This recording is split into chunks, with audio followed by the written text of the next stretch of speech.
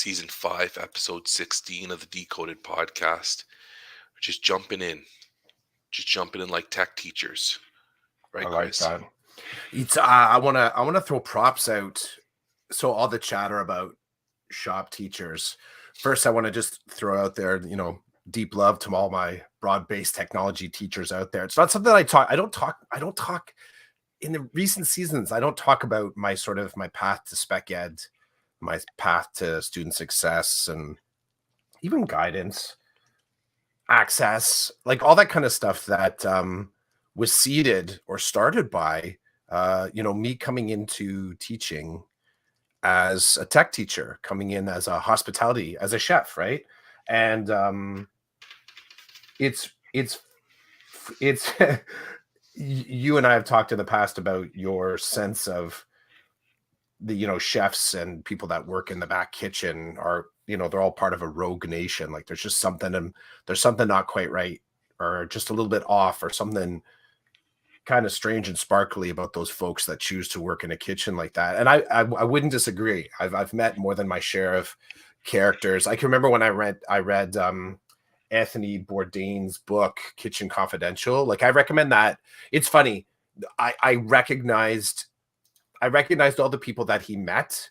I hadn't met every one of those people, and at times I was some of those people in the kitchen.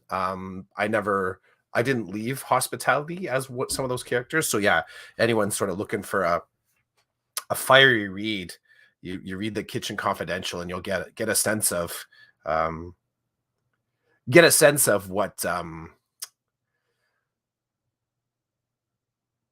of what I'm talking about. So, but the one thing that I wanted to mention is that despite that perception of kitchen people being a part of Rogue Nation, I can remember when I came into teaching in the high school, I felt like I was the sort of like the prim and proper distant cousin of some of the tech teachers that I was working with, because they really did, I would go and do an on-call, and there was like just sort of like this sense of danger and disarray in being in their classrooms. I on one hand, I knew I wasn't, because I understood the tech. When I was going through teachers college, my cohort were construction workers, electricians, plumbers, cosmetologists. Who else was in there?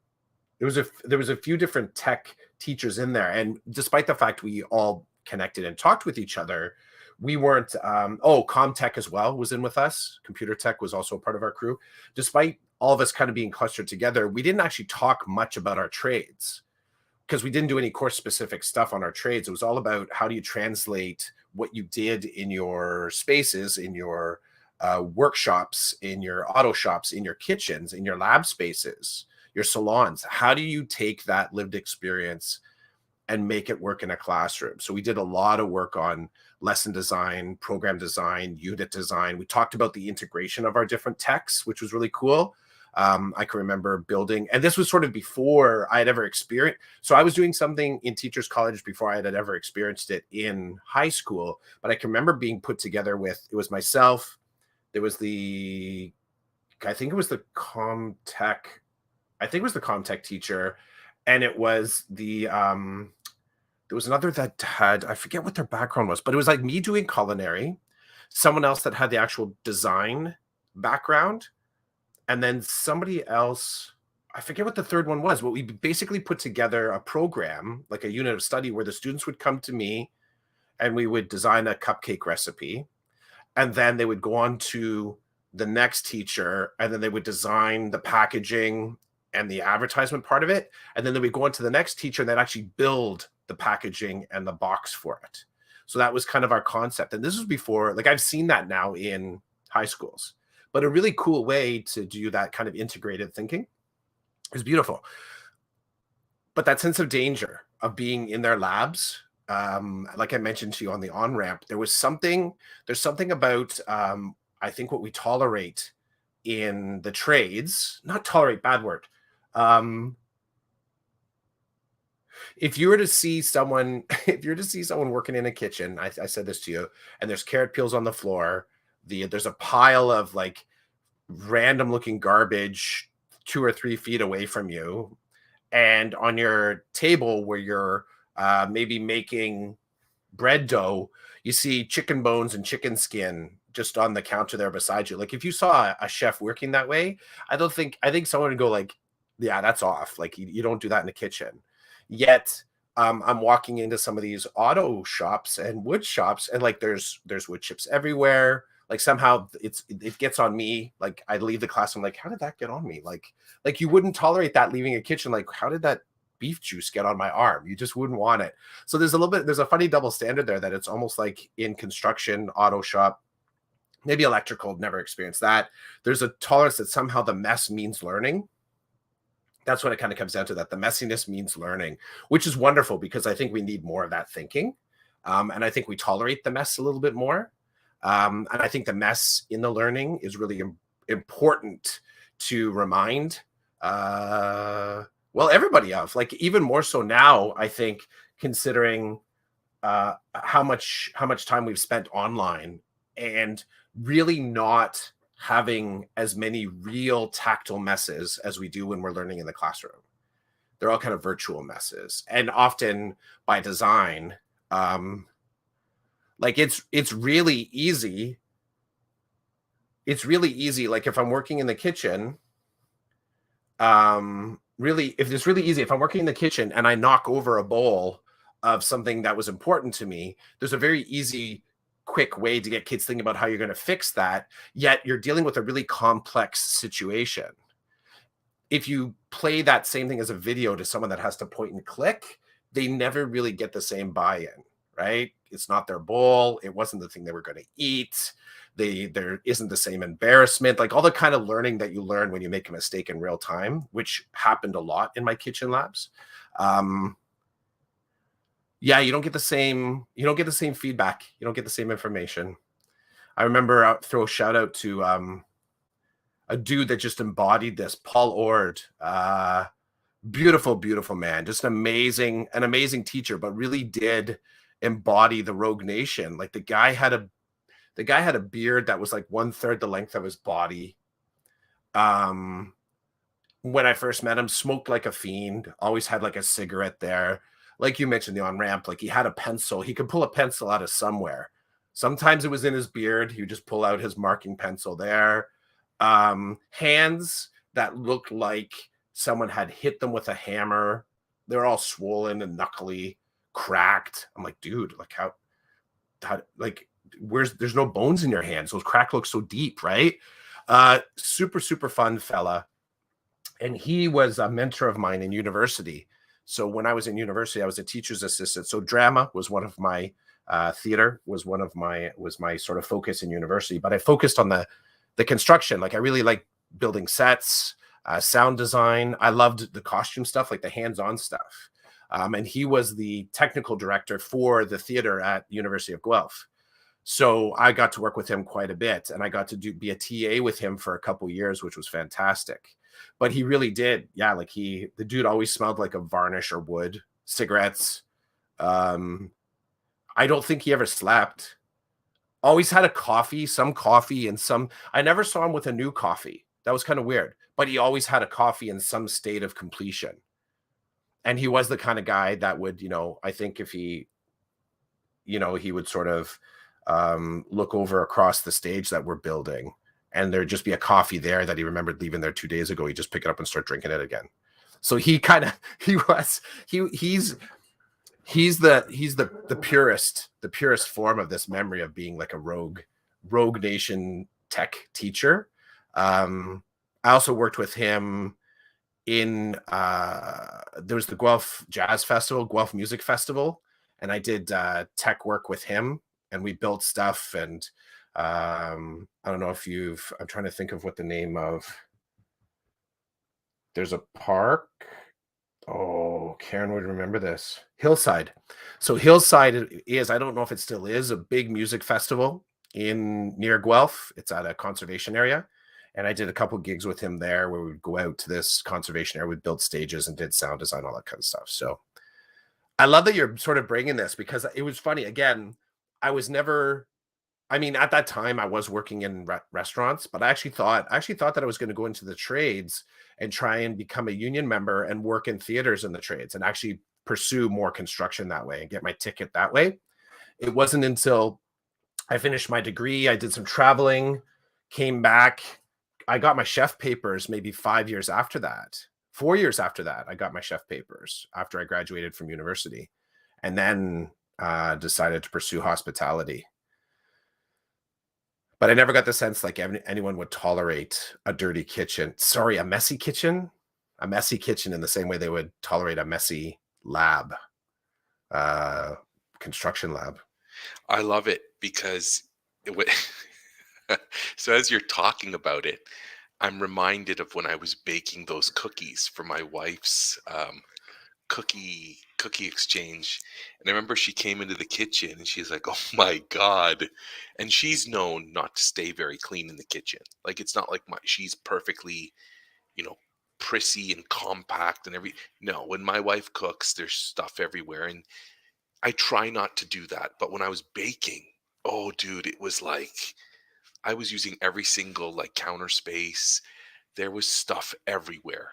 There were like the open butter wrappers were like on one side and there was flour over Somebody here. posted up pics. Somebody posted up My pics. I don't know wife, if it's I my don't know if wife it's you. did. I think it was maybe your wife did. Yeah. I took pics of the nice parts.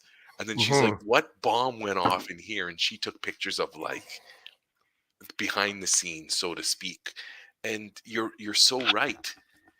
If I walked into a tech class and it was tidy, I'd be like, "There's no learning happening here. What's going on? Like, where's all the wood? Where are the chips? Where's like?" And I want to smell that smell when I walk into a shop class. I want to smell the wood. I want to That walk part in is wood true. chips. Yeah, I would say I think that part is true in the tech labs, that part is true. That's one of the truths across. You walk into a kitchen, you want to smell something tasty. You walk into a Yes. wood shop, like that's some of the sensuality of the tech spaces. You walk into a wood shop, you want that slightly burnt kind of like 2 by 4 cut wood, piney kind of a smell, right? You walk into an auto shop, a little bit of that kind of a little bit of that sort of like murky, slightly greasy, um, kind of rubber smell. I think these are the things we expect. I don't know what the same thing. Plumber, don't know. Don't know. Electrician, that just strikes me as I don't know what you would smell as an electrician. But yeah, there's some of the trades, cosmetology, there is a certain smell or sort of a Yes. feel to the either the makeup or the hair products, whatever's sort of happening in the space. They're like these, it's a fluency, right? That cues up memory, cues up sort of like expectation at the same time. And it can be broken real fast. Like you walk into a kitchen and something's burning, Oof. that whole thing goes to crap. Burning, I think, probably in all senses. You walk into an auto shop or a construction site and you smell something on fire. Yeah, you're losing it, right? Big time. Um, but yeah, you do. I would agree. We do crave it. We do crave it. So I want to say something about Rogue Nation Hmm. is that I have this, and you and I have talked about this a lot. I feel like now for anybody in hospitality or who has been in hospitality that's listening, they might take offense. I'm not trying to be offensive. I am stereotyping for sure, 100%. Um, I am. So I recognize that. I'm not pretending like I'm not. when you talk about when you talk about your work in hospitality, um, the culinary arts, working in restaurants, my experience has been whenever I've applied for a job in a restaurant, it's always been the kitchen. I never wanted to work out front. I don't want to wear a tie and I don't want to serve people, but I'm happy to clean and try to cook something in the back. I've Hmm. never got any of those jobs, by the way. I did work in a fast food restaurant, but I don't count that. They don't belong to Rogue Nation because anybody can work in a fast food place. But the times I've applied to work in kitchens and I've been in the kitchen and watched it and seen the characters in the kitchen, I always had I always had this like feeling of fear. Like Jimmy over there doing the dishes could slit my throat in a minute if I said the wrong thing to him or if I looked at him strangely, right? Because like he's rogue. He's just here for his whatever hours of cleaning and then he's out of here to go do whatever he's going to do. That's always been my like perception. And I guess I never fit. I never was hired to even do dishes because I guess somebody looked at me and said, "Yeah, you're not gonna survive Rogue Nation. So go do a job somewhere else, get paid to do something else." And so when you talk about working in a restaurant, now here's the part that's going to upset people. When you and I talk, I get a vibe from you that there's more to you. This sounds so bad, but I'm going to say it anyway. There's more to you than just cooking in a kitchen. Now, I say that and I don't mean it at a high level because I know you've attained, like you have your papers and you've worked in restaurants where you understand the whole business. You're not just the dude in the back slinging burgers or cooking up the pasta. There's more to you, and there's probably more to those people too. But what I'm trying to say is that there is an edginess to these people, and you've said to me that you understand what I'm saying because you've seen and met these people. You just never know when they're going to go off. They're a little bit different sometimes, and they're just in the back and nobody knows. They're just doing their job. I call that rogue nation because you never know who's doing what, who's quitting, how long somebody going to last, whether they lose their mind back there because of something or another. You just don't know.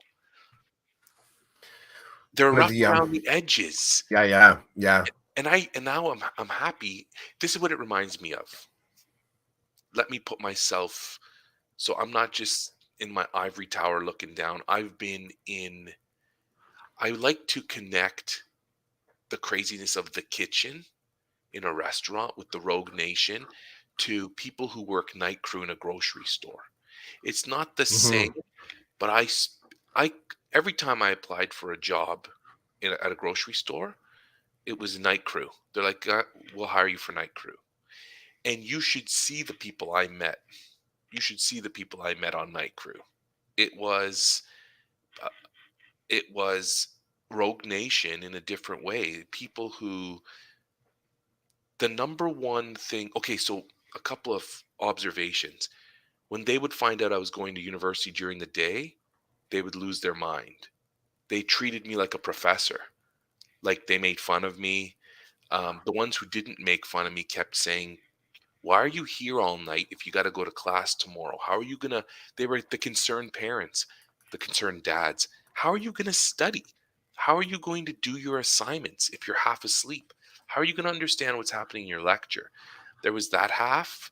Then there was the other half who are like, "Oh, look at Mr. Textbooks over here. You know, go to the juice aisle and make sure it looks as good as your the essay you're going to hand in tomorrow," kind of thing. Like they would chirp me all the time. And I met people who lasted one shift. I met people who were there the entire time I was there. I met people who were off. Something was missing. Um, I would say like they didn't do well in school. They were going from job to job. Like the kids that fell through the cracks in the school system, they were working through with me. And Hmm. it was wild. It was wild to see some of the things that I saw, to hear some of the things that I heard, to spend time with these people. Like as we broke bread at 2:30 in the morning, we're eating our lunch, and I'm listening to the things they're saying, and I'm watching the way that they interact with humans. Hmm. I would say the number one thing that these people had in common was they wanted to spend no time with human beings. So when I'd say to some of them like, "Hey, like you're gonna get promoted, they're gonna move you to the day." They're like, I don't want that. That's like their worst fear. I'm like, Hmm. why not? Like deal with people, help people all day with their problems, looking for the pickles or whatever. I don't want to deal with people. Just put me in the freezer section for 8 hours. Give me the skid of food. Tell me what your expectations are, and leave me the f alone. Like that's how they spoke to like leave me alone. I'm like, well, look, you're talking to me, you're having a conversation with me, and they're like, yeah, and it's killing me. I don't want to talk to you. You know, but we're here eating lunch and it's only 30 minutes. I think I can do it. And that's the only connection I can make to the kitchen. You should have, dude, it was hilarious. A new person would start. I They'd start, and then at the first break, we wouldn't be able to find them. They just walked out of the store. Like they're like, "Yeah, I'm not doing this." They didn't tell anybody. They didn't like they just left. And then there were people who were told to leave after an hour. Like, "You're out of here, you're done." And then an argument would ensue. Like, just rogue nation. You just never knew what was going to happen. And then even our supervisor, great man, rough around the edges. Like, just rough around the edges, different, but a funny different. There was a leadership to this man. Like, you could tell you it was one of those things where give him a good shave and shower, haircut, put him in a military uniform, and he could lead a platoon into battle. Like, he could gain the respect of the men and the women who were about to go and serve. That he had that in him, but there was everything else around him had fallen apart. Family, school, life. I don't want to see people. But if there's an emergency in the store, I can fix it. I can make this work. I can do this. And he was a good leader. He was a good leader. When you talk to him, he had the ingredients that I was like, even though this dude was just some weirdo, I was like, I work for this guy. I'll do whatever he tells me to do. He's a good dude. And even Rogue Nation, I saw the clean guys in the morning fire him one day. They fired him, told him to get out. They called him all kinds of names and told him he was worthless. Tossed him. And then it was really rogue after that. It was like it was a jungle. The next guy they brought in, nobody respected, and it was like working in the jungle. You just never knew when you're going to be eaten or attacked. Uh, anyway, I know it doesn't necessarily connect to the kitchen, but it's the same. To me, it reminds me of the same kind of. You just never know when people are going to go off, and Mhm. already something missing within them, according to society. According to society, there's something missing. They're not all there. Whew, that's kind of scary. So yeah, they look at me and they're like, "What are you doing here?" I'm like, "I need a job. I go to school in the day. Nobody wants to hire me from like 6 to 9 p.m. So here I am, working nights with you guys." They'd made fun of me, but then when I gave my 2 weeks notice that I was done, I was leaving, Mhm. I was going to teachers college, they were like, it was funny. There was a there was a pride. I could feel that they were proud that like one of their people was moving on up. They were moving out and up. And some of them showed that in like a very negative way. And then some of them were very positive. Like they were like, "Hey, working with you was awesome. Good luck. Go be something. Do something with your life, not like us." I was like, "Whoa, don't talk like that about yourself." But these were like the full timers who had the cushy jobs at night. They had families and stuff, and so they're like, you're like my son's age, and you're doing something with your life. So, way to go. Go do something with your life. Don't do what we're doing here. I was like, holy cow. These guys made a career of it, and they're telling me to go away. Very interesting stuff. I don't know, does that happen in the kitchen? Like, do people in the kitchen who are successful tell other younger people, get out of here, like you don't belong here, you can do more, even though what they're doing is enough, but they say to them, this is just a stepping stone. Don't make this a career. Did you ever see that or hear that?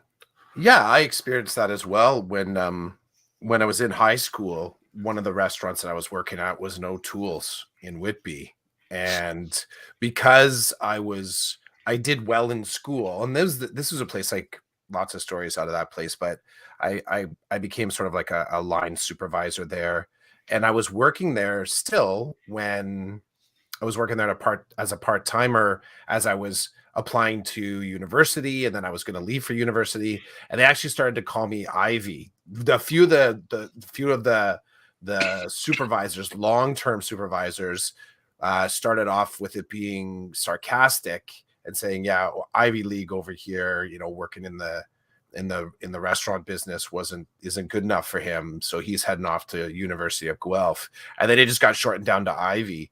But it did shift to, there was support there. And what was sort of interesting as I was going through that application process, the restaurant I went to, so that was sort of like into December and January where this nickname kind of popped up. So I was still working at the restaurant, and I went, I think maybe on like a Saturday. I think I'd worked the Friday night before, and I went on the Saturday, and we would always come in through the back door. We could sort of just walk in through the back loading door, and on the back door, it was locked. I couldn't get in. And then there was a sign on the front door. The restaurant had been closed, like foreclosed, like it went bankrupt. It shut down. So I was like kind of standing there. I'm like, all right, like, what do I do now? It was a fascinating moment. And then that's when I shifted, and I also had a job at a golf course. Like I had a couple different jobs that were working for me there.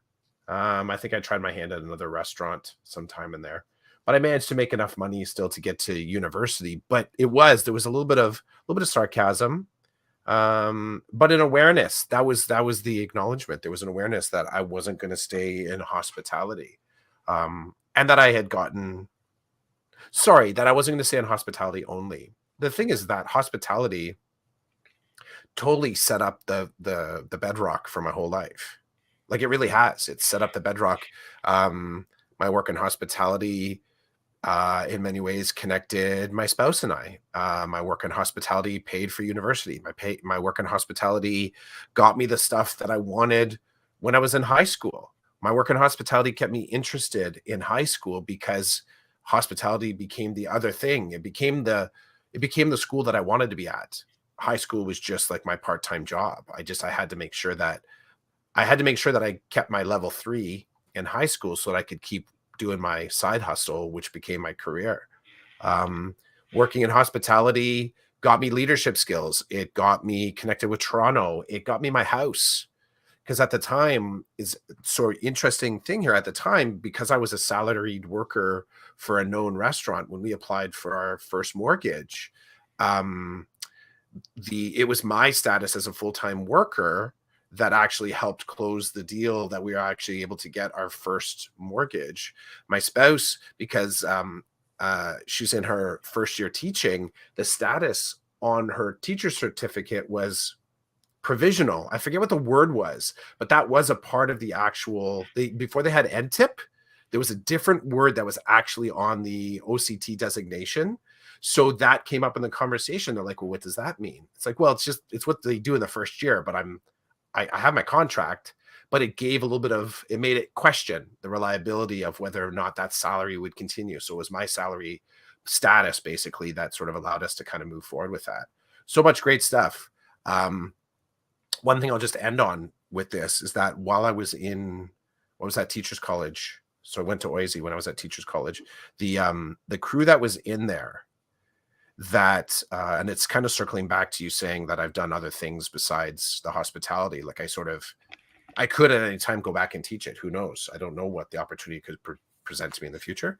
But at the time when I was in Teachers College, I was so I don't know if they still do it, but when I became rated within my union, they gave me experience years based on my service in hospitality. So I got actual experience as a teacher that ostensibly moved me up the pay scale, kind of moved me along in my years of experience as a teacher. And that I think allowed me to start at category 4. So I get to start in the highest possible category in our multi-year pay scale. There were individuals with me at Teachers College that had run their own auto shop for like 20 years. And part of the reason that they were shifting into Teachers College was many of them, actually, I think all of them, is that they had injured out some way.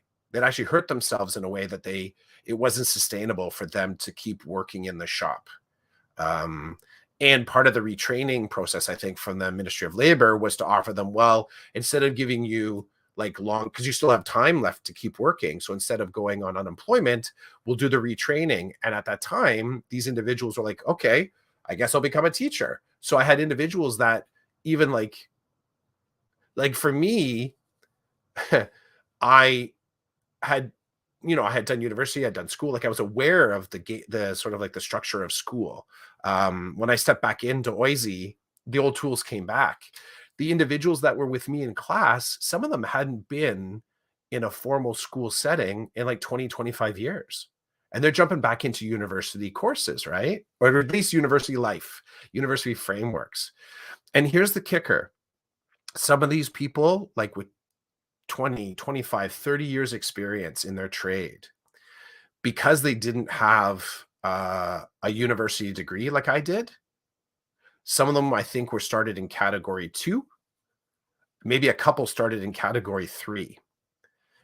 So they started in the lower categories, and what they got was a certificate. Like I get my whatever, my bachelor's of education. They got a certificate of education, which means they could only teach in the trades. They would never, unless they went back and upgraded and got a degree in something from a university. Now, things may have changed. Again, I'm talking about this story is 17 years old. But at the time, these individuals were I was stepping into the pay grid at a very comfortable level with opportunity and growth ahead of me for doing nothing more than just staying and teaching. I didn't have to do anything else. I would continue to grow. I was already in the 4th category, the highest category. These individuals would have had to do upgrades and would have been capped out in their category. They would have never jumped categories without going back to university, formal university to get a degree. And that crushed me. I thought, like, this one dude, Mario. I'm like, this dude had a auto shop for 20 years. And it was really just kind of disrespectful of the skill and investment that some of these individuals had. And there was no wiggle room. Like that was the fact. So they were being retrained to start up a job that was probably coming in at half of what their salary that they were earning, with no potential for growth, no easily accessible potential for growth, which kind of bites, eh? Like it bites. I agree. What you're talking about reminds me of there was a lady when we were in teachers college, Sarah and I. There was this lady. Her name was Paulette, and she was much older. So if I was like early 20s, I'm imagining she was mid 40s at least. And she was an indigenous individual. And the reason why I say that is because it's important to understand that at the time I didn't know this.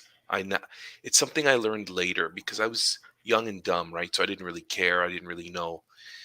But Paulette had come from, I guess, a community close by to the university, an indigenous community. I'm not sure if it was a reserve or not, but I know that she was teaching um, indigenous students. So she was an indigenous person who came from an indigenous community who was teaching at an indigenous school. Mhm.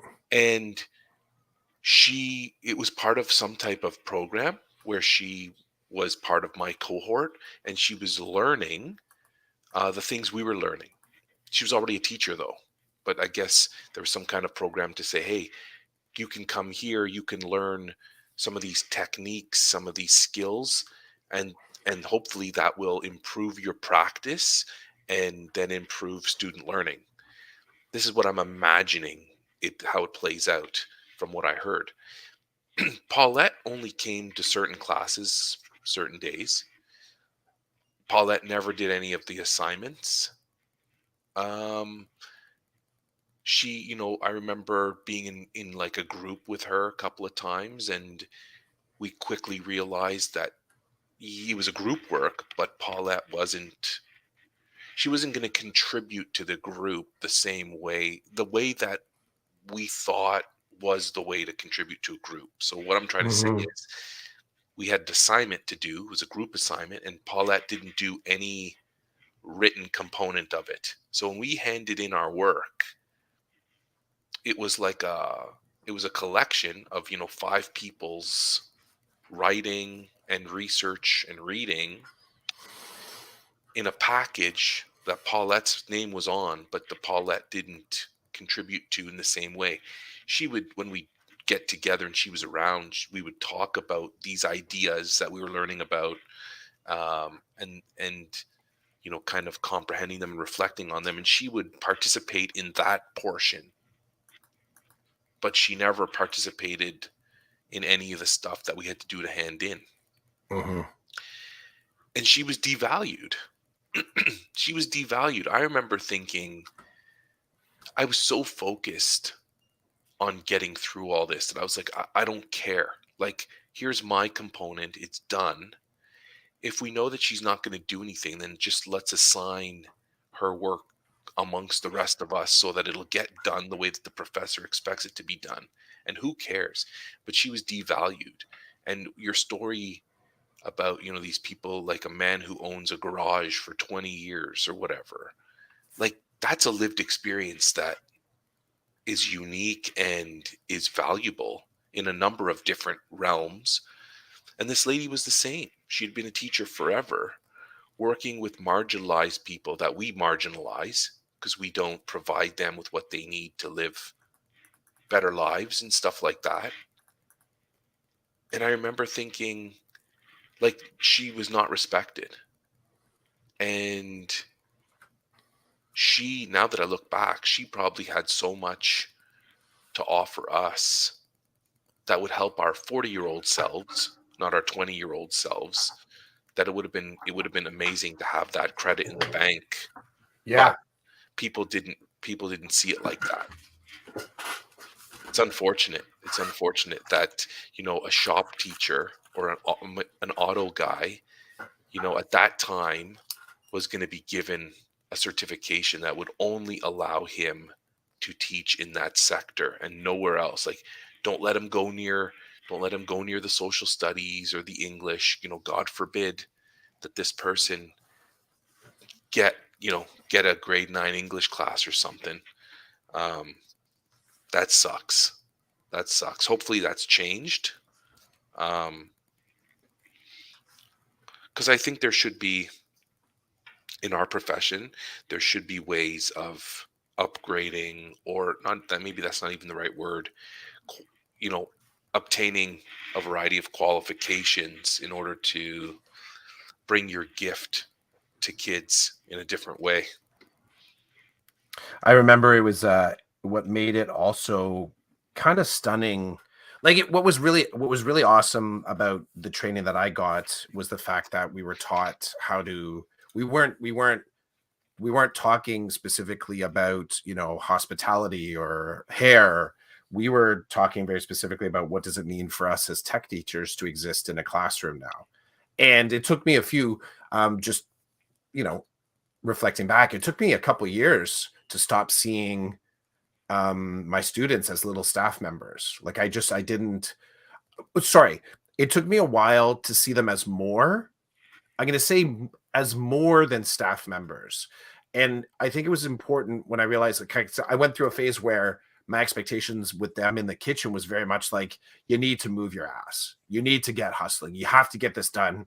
And I was kind of operating under the mindset that there's a lineup out the door. Like I was like, it was almost um, like post-traumatic stress disorder because I'm sort of getting flashbacks. I get the kids butchering chickens, and all of a sudden I'm in the mindset that we got to get this prep done because we have two shows tonight. Like I was flashing back to being in the kitchen, running the restaurant. Um, and I realized, so right away I had some conversations with colleagues around like blaming the kids for being poor workers. And this dude, Steve Debutat, he's a history teacher. That's where my office was actually my, at the time. So at the time when I came in, I started teaching hospitality. What was funny was I was a tech teacher, but the courses for the hospitality had been given to the family studies department because our school didn't have a kitchen lab, like a tech kitchen lab. It was actually the family studies room, home economics back in the day. So I was doing cooking, like hospitality training, out of this home ec room. And I mean, it had a sewing station, it had a fold out ironing board, like really, really old school kind of home ec room, right? Um, so I was actually answering to the family studies head initially. I wasn't even answering to the tech head. So because I was in family studies and all the budgeting was going to family studies, I was in the social studies office. Just a thing. But it gave me a really great start to my teaching because talking to Steve, really grounded dude, smart, funny, loved Simpsons. You would love him. Loved The Simpsons, loved Seinfeld, lots of pop culture references, really quirky fella. A fellow Polak. He was Polish. I guess we connected on that level too. But he had said, he goes, "You're right. They're not good staff members, but you're not being a good teacher. And you're not seeing them as kids. You have to really try to see them as more than, little versions of the staff members that you just like a year ago were working with. And for like 25 years you had worked with." I was like, yeah, you know what? Like it took me a while for that to sink in, but I agreed. So I went through a phase where I was trying to see them more as just kids. And then I came back to the balance that I needed to see them as kids, as students, but also as staff members, because there were elements of the training to become a staff member that I wanted them still to be able to hang on to. That independent living skills, some responsibility, the pride, the grit, the drive to sort of create something and make something. So why did I start with this one? Why I totally got off the rail. So, but basically, so my transition to sort of figuring out what it meant to not be a chef anymore was damn bumpy. It was very bumpy.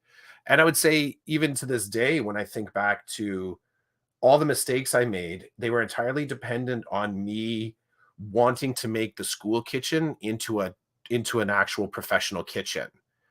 And it was such a funny little what made it most problematic was that I was blind to it. I actually thought I was doing the right thing. And it wasn't until I talked to Steve, he's like, yeah, I think you can kind of, because when I noticed it was at the end of the semester when I lost sections. So I went from like 4 sections or 5 sections of hospitality down to 2. But I'm blaming it on the kids. I'm like, yeah, the kids just aren't doing. And he's like, well, maybe.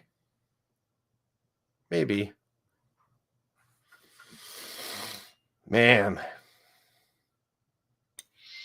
Who knew that we were going to go down this road today, Chris? I think we had a suspicion. We always have sort of a suspicion of what we'd like to talk about, but never anything official.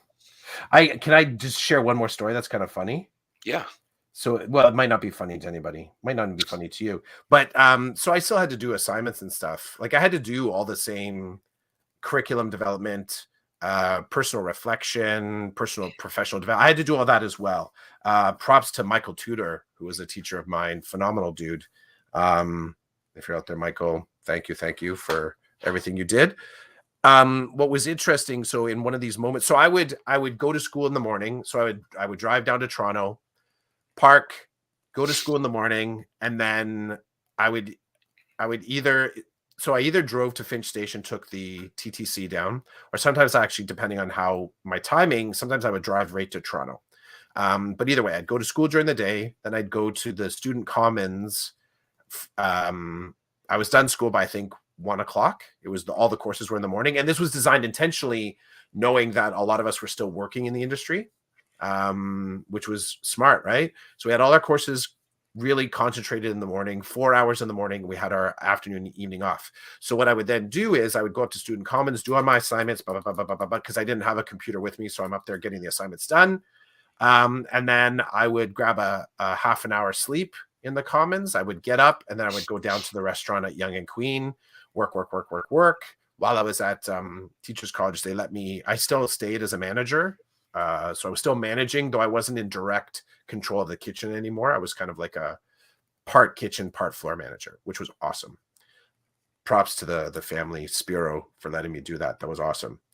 So in doing that,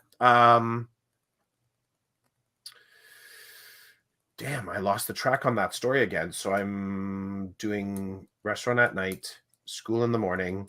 I'm sitting in the student commons and I'm banging away at an assignment. And somehow I spark up a conversation with, so they had like these round tables that had 4 computers at them, sort of all at crosshairs. So I was sitting at one and there were 2 students. So I'm like at 6 o'clock, there's another student at 9, another one at 12, and they're working on some sort of an assignment together. And I just kind of start up a conversation. They were in teachers college as well, they were doing it, and they asked about me and the thing that they were doing. They were having to do something specific to their one was English, maybe they were both science, and they were actually talking about how bad it was to have to learn science again. Like they had degrees in science and then they go to teachers college and then they actually have an actual course in science. They said they hated it. They said it's actually making them not enjoy the thing that they love most about science. I was like, whew, I'm glad I don't have to do courses like that.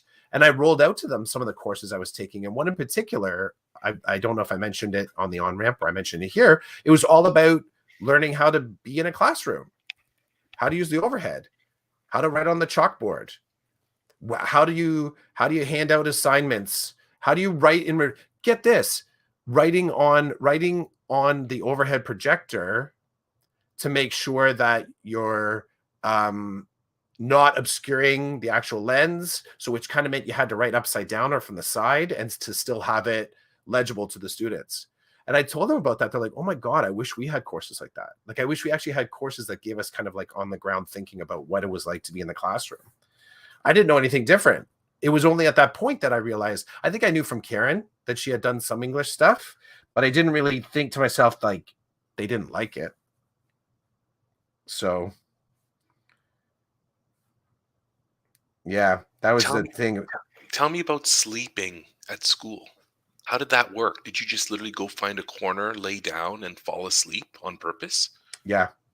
Awesome. Yeah, that's dude, that's exactly it. Sometimes there was a couch available. Sometimes it was in a lounge chair. Sometimes I went out to my car. If I drove down, I got to know the parking dude at this one spot that I was parked. And I would just kind of, hey, how's it going? And I just go have a nap. I would pay for parking for the day. I just go sit in my car and have a nap. And then I wouldn't drive down to the restaurant. I would just, so Oisey U of T is like at, I don't know, was it Bloor and Bathurst?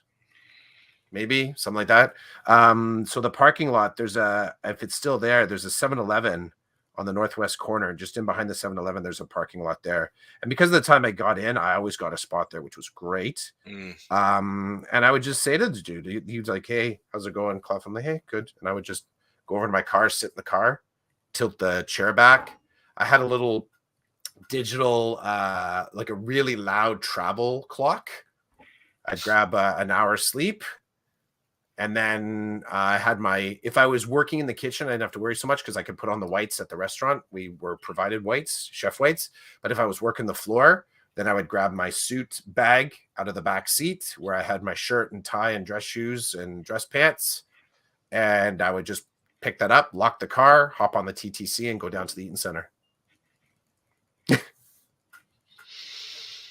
So Wild. yeah. Wild. Yet, as I'm telling the story, you're like, yeah. Well, makes sense. Yeah. I mean, I don't remember sleeping, but I do remember in my undergrad.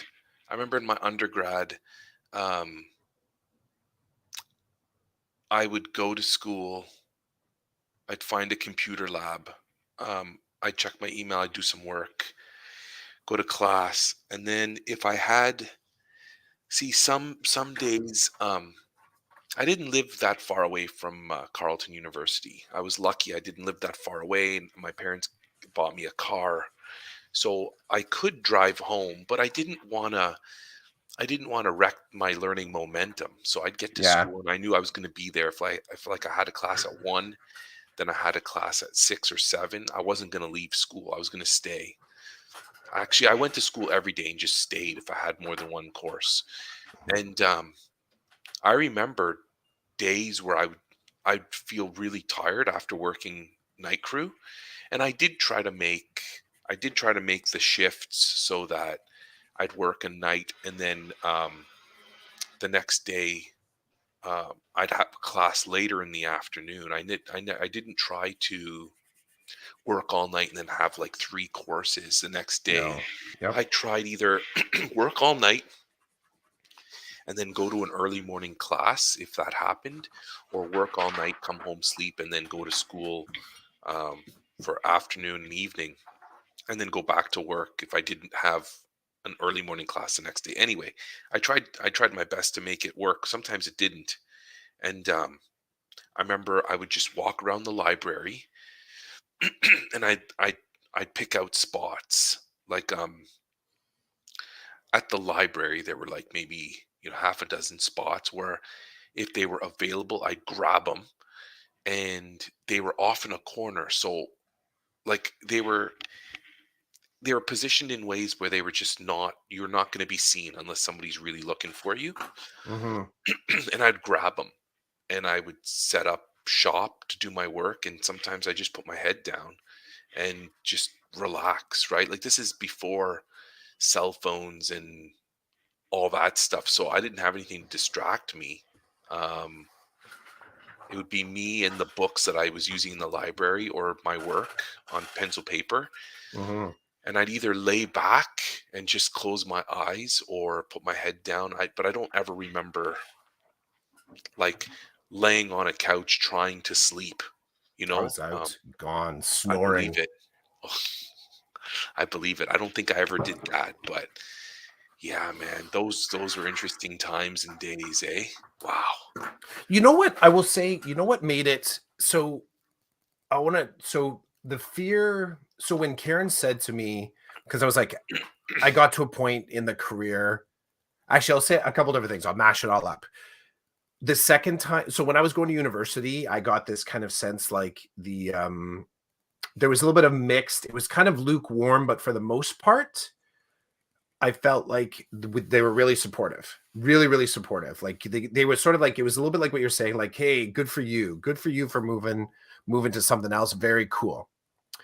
When I did that again, because it is kind of similar, when I was running the restaurant, and I went to the two brothers, Spiro and George, I said, "Look," because they had known that I'd been thinking for a little while about what to do next, and they on the table was I was trying to consider whether or not open my own thing. Hmm. Go with them. They were going to open up a concept down in Florida. So that conversation was on there. Or, so it was either work for them, work for somebody else, work for them in Florida, continue to work at the place that I was at, do something for myself. And I was like telling to Karen, like none of them felt really, really like a choice I wanted. And she and I were talking about starting a family. So that's kind of like the undercurrent of all this. So I went to them, I said, look, like I'm thinking of all these things. They were very supportive. They're like, cool. What I didn't realize at the time is that they didn't think I was going to be successful. So back at O'Toole's, when I did it, they, I think had a real sense like I was going to be successful, like I was going to make this happen. Like they wanted to believe in it. What I got from the two brothers, and I only sort of found this out afterwards, was that it wasn't the same. They thought this will be a phase, and then eventually, he'll come back and he'll be working for us or doing something. And I really got the sense of this. So I finished, I finished out, I finished out working with them. I think in the second week of August, 2004, 2005. And I started to teach right away in that September. I had a contract. I'd gotten one. The place where I did my practice teaching, I got a full-time contract there. So I knew over the summer, because I was hired in like beginning of July, which was awesome. So I knew I was going to move on. And it was funny because what was really cool is that all this stuff that I kind of went through, which again, it was just my path. I have no complaints. I have no complaints or compliments. It was just the path for that transition. I can remember though very clearly thinking about that as in, I didn't believe it was going to happen. So despite the fact I was in process at Teachers College, I had no sense of one, it was a very new direction to go. Like there was never an idea that I was going to be a teacher before Karen said to me, "Hey, why don't you go to Teachers College?" Like it hadn't even occurred to me that could be a possibility. But the second part to it is that even when I got in, I had no sense of the stability of teaching. Like I had no sense of, no matter what, like even if I wanted to, like even if I like, it would be harder not to work than it would be to work in education, because I could do LTO, I could do on-call teaching. Like there's different things I could do.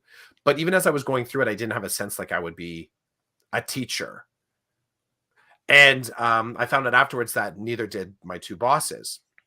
I did my first year of teaching, and that June, one of them asked me out for dinner. So after I'd finished my first year of teaching, they're like, hey, like, let's catch up. Let's go out for food. And we went out for dinner. We went to Milestones, actually, down on Highway 7, close to where we were. And we were, it was a good meal. It was a good meal. Good conversation, good to catch up, check in, like, how's this person doing? How's that person doing? All that, yada, yada, yada. And then at the end of the meal, when we're having coffee, Spiro, he pulls out some blueprints.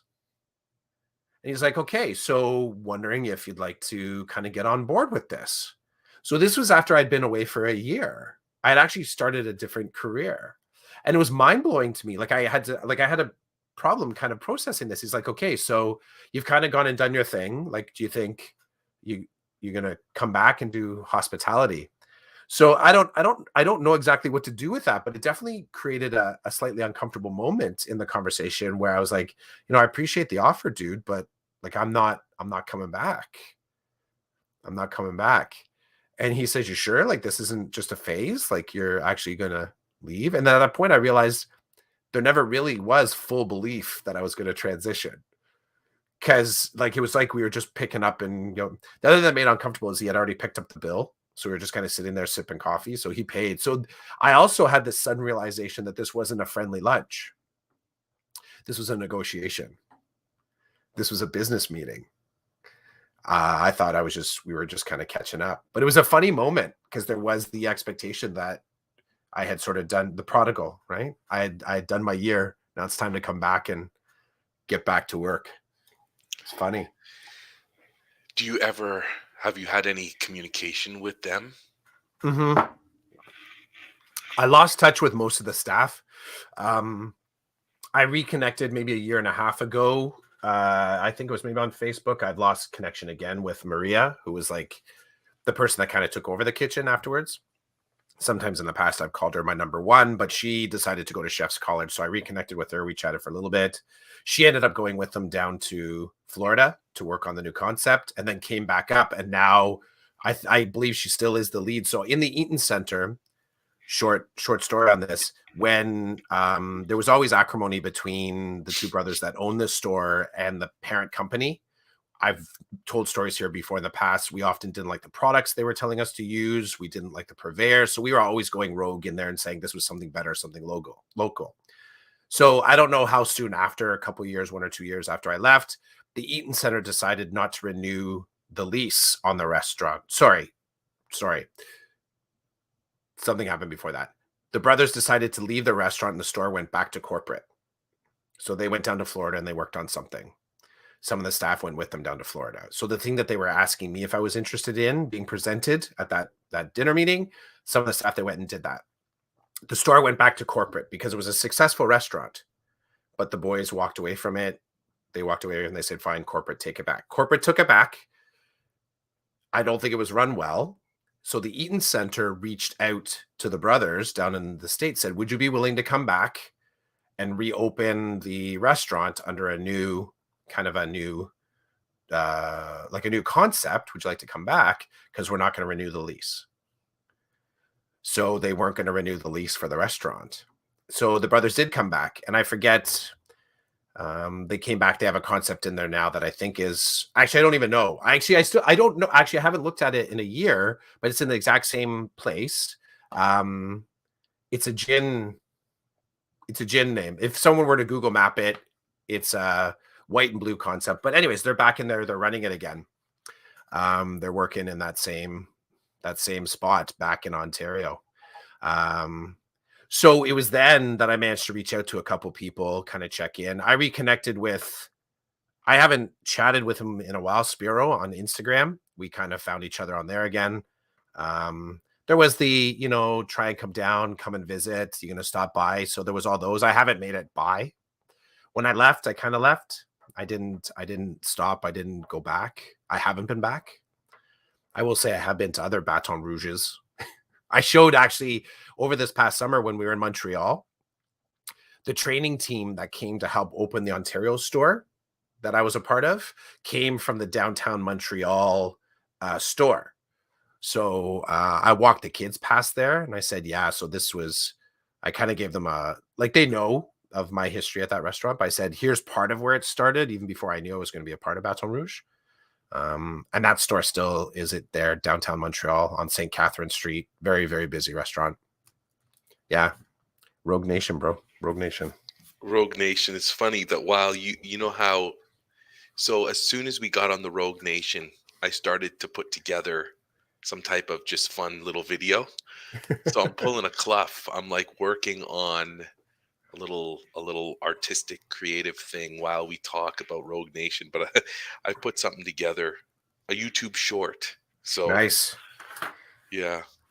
I'm liking that. I'm thinking in YouTube Shorts. I'm gonna sorry, quick pivot. Inspired by you and inspired by Rodrigue, Jamie. Jamie Rodriguez, yeah. I have another one, another piece that I'm putting together right now. Another poem and some video, and we'll see how that turns out. The other funny thing is, did you know? So I went into my personal, like my personal YouTube page, like the G, like I was, and I didn't realize anything that's like a minute or less is automatically tagged as a YouTube short. Hmm. Did not know that. I Did not learned know that that. too. I learned that. Yeah. So, but I'm going to see if I can do this with the intention of trying. What I want to try and do is I actually want to try and use the creative tools that are on my phone to do it, because you can actually build what you have done for a few years now on Video Leap and what I've started to play with in Video Leap. There's some of those creative tools to do it right in YouTube on the app. So I'm going Hmm. to see if I can do this one in there in the app. We'll see. Nice. I've not gone there yet, but I might try it as well. Yeah. Rogue Nation, baby. That's the title for today. What do you? Oh, it's a list. Is it a list? Friday something something. It's a chalkboard, right? A whiteboard, Mm-hmm. chalkboard. Mm-hmm. So it's all, let's see if this will help. I'll bring the light up, see if that'll help at all. Just let it phase in. I see that it says Friday at the top, and then there are some words that look like they're smudged. Yeah. Then at the bottom it says, I think it says December something. Yeah, December 17th, Oh, 2021. Kind of a list. Remember we talked a few times about the dates that we come back to after we've been away from the classroom? yeah. Yeah, so it's a list of those dates. The Cool. coming back to class dates. Well, we'll see. Trigger warning. Trigger warning. Well, you did a great piece about that, right? You have a great video piece. I played around with it with the whole In September portfolio that's out Yep. there. Just that effect of going away and coming back, the impact. So it's a thing. It's a thing. Well, dude, it was great talking to you today. Yeah, I blathered a lot. Today I talked a lot of restaurant stories. It was nice to talk about Rogue Nation today. It was all about Rogue Nation.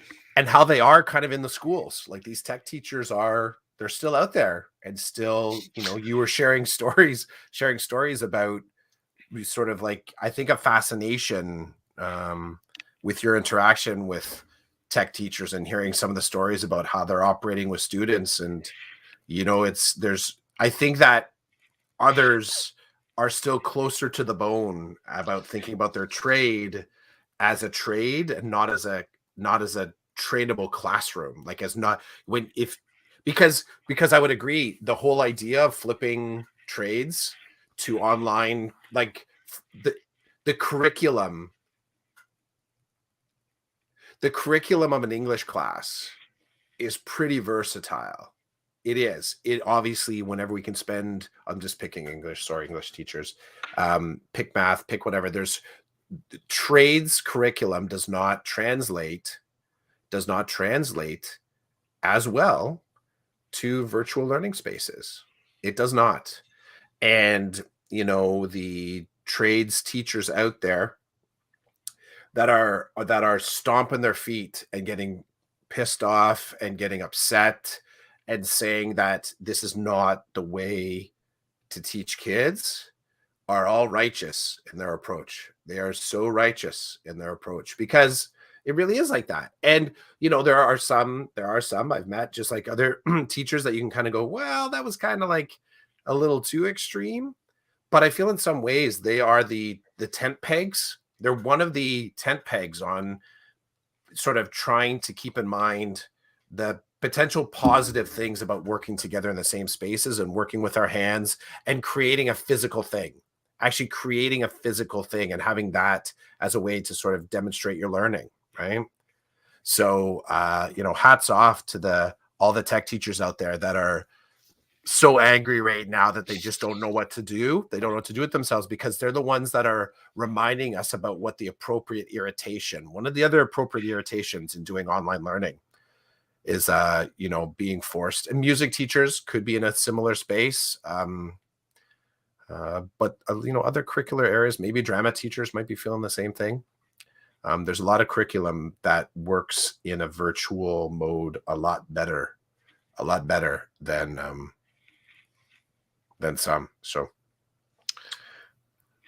On that note, season 5, episode 16 of the Decoded Rogue podcast. Epic